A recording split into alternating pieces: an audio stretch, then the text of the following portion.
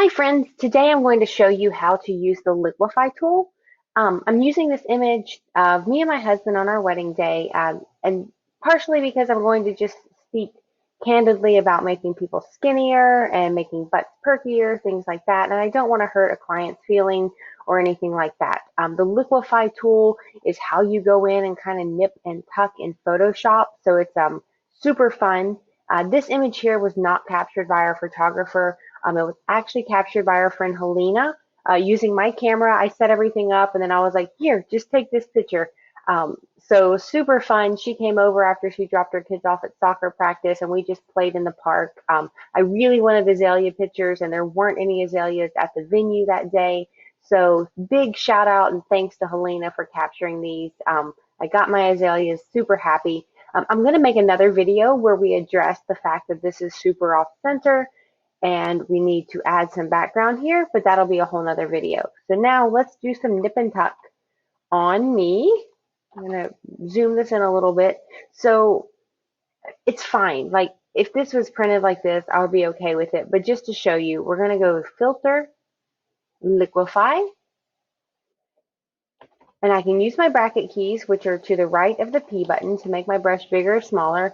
I'm using my forward warp tool.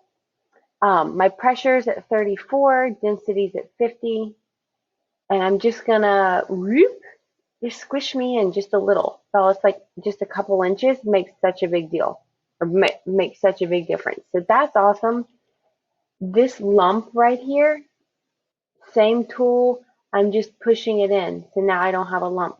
That's great. Maybe I want just a little bit perkier, but we can pull it out. Now guys, I'm being careful that I don't warp this curb back here because that's like a telltale sign that, oh, you Photoshop something. If they're standing like, if you're a person standing in front of something with lines in the background, like a privacy fence or something, be super careful that you're not warping things too much. Even grass will warp. So now I'm making my brush bigger. I'm just going to push my arm in a little bit. Um, None of this is probably necessary. I just wanted to show you how to do this. I'm going to push this a little bit, kind of nip tuck, bring it up. And then maybe you have a client that's like, oh, I'd like to be a little bustier. Let's like improve that a little bit. We can go to the bloat tool and we're just going to click and hold. So I did that on both sides and then I'm going to like push his jacket out a little bit and kind of stretch the boob. There we go. You can also use your Liquify to kind of zoom in on the face and just tiny, tiny bits, kind of push the cheeks in a little. You don't need a lot at all. There we go. Maybe bring that down a tad. I'm looking at this. I'm using my palm on the space bar to turn my brush into a hand so I can drag up and down. I'm going to say okay. There we go. And then let's see our before and after. Super subtle, guys, not a big difference. I like it a lot better. So that's fantastic. Let me show you a little more dramatic one. So this, of course, I mean, anybody can look at this or any woman can look at this and be like, okay, I wouldn't like that picture of myself. Like, this is not flattering. So we're going to go filter, liquify. There we go. Zoom in, zoom in. Here we go. This is not flattering.